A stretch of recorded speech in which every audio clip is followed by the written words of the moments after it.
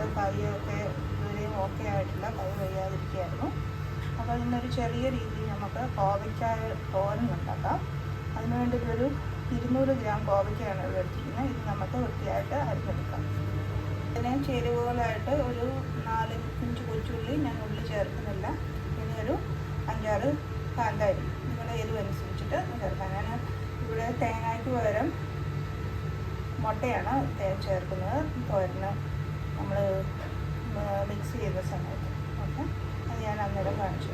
4 കീറിയിട്ട് ഇനി നമുക്ക് ഇത് ഇങ്ങനെ തിരിച്ചിട്ടാണ് എരിയുന്നത്. കട്ട് ചെയ്യുകയാണ് ചെയ്യുന്നത്. ഇങ്ങനെ നമ്മൾ കട്ട് ചെയ്താണ് അരിയുന്നത്. ചെറുതായിട്ട് കുറച്ച് ഞാനിവിടെ അരിഞ്ഞ് വെച്ചിട്ടുണ്ട്. നമ്മുടെ കോവയ്ക്കായും ഉള്ളിയും മുളക് കൂടെ അരിഞ്ഞ് വെച്ചിട്ടുണ്ട്. കൊച്ചുള്ളിയാണ് ചേർത്തത്. അതിൻ്റെ അകത്തേക്ക് ഞാൻ ഒരു ചെറിയ കഷ്ണം തേങ്ങ കൂടെ അരിഞ്ഞിട്ടുണ്ട്. ഒരു 2 കഷ്ണം അതുകൂടെ മിക്സ് ചെയ്യുന്നുണ്ട്. ഞാൻ കല്ലുപ്പാണ് ചേർക്കുന്നത്. അത് ഞാൻ തോരന് തിരിച്ചിടുന്ന സമയത്ത് ആഡ് ചെയ്യാം. ഇതൊന്ന് മിക്സ് ചെയ്ത് കൊടുക്കുക. ഇനി നമുക്ക് ഇത് ഉണ്ടാക്കാനായിട്ട് തുടങ്ങാം. പാനിനകത്തേക്ക് ഇച്ചിരി വെളിച്ചെണ്ണ ഒഴിച്ചെടുക്കുക. 1 ടീസ്പൂൺ വെളിച്ചെണ്ണ മതി ഒഴിച്ചെടുത്തിട്ടുണ്ട്. നമുക്ക് അതിൻ്റെ അകത്തേക്ക് നമ്മുടെ അരിഞ്ഞ് വെച്ച് കോവയ്ക്ക ചേർത്ത് കൊടുക്കാം.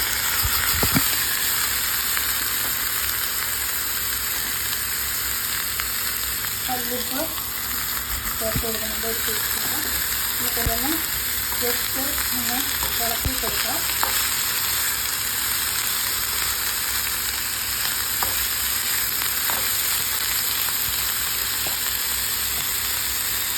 രണ്ട് കഷ്ണം കറിവേപ്പിലയും കൂടെ ഇതിനകത്തേക്ക് ചേർക്കുന്നുണ്ട്. നമുക്കൊന്ന് ഇളക്കി സിമ്മിൽ അടച്ചു വയ്ക്കാം. ഒരു 2 മിനിറ്റാണ്. വെള്ളമൊന്നും ഒഴിക്കേണ്ട ആവശ്യമില്ല. ഇത് തന്നെ വെന്ത് വയ്ക്കണം. അപ്പം നമുക്ക് ഇതിന് സിമ്മി ഒരു 5-10 മിനിറ്റാണ് അടച്ചു വയ്ക്കും.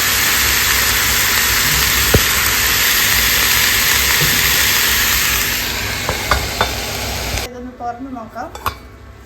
ഓൾറെഡി ആവിയൊക്കെ വരുന്നുണ്ട്. ഇപ്പം നമുക്ക് ഇതൊന്ന് തിരിച്ചിട്ട് കൊടുക്കാം.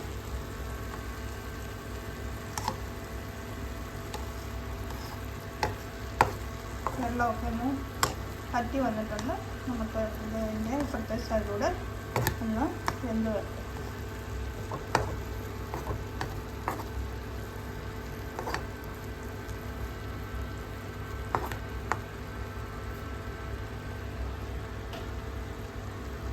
പിന്നെ ഒരു 5 മിനിറ്റേനും കൂടെ നമുക്ക് ഇതൊന്ന് അടച്ചു വയ്ക്കാം.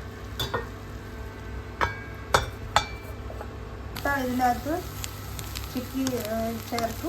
2 മുട്ടയാണ് ചേർത്തത്. ഞാൻ വീഡിയോ എടുത്തിരുന്നു. അത് പിന്നെ ഇടയ്ക്ക് വെച്ചത് ഗ്യാപ്പ് വന്നതുകൊണ്ട് ഞാനത് ഡിലീറ്റ് ചെയ്തു.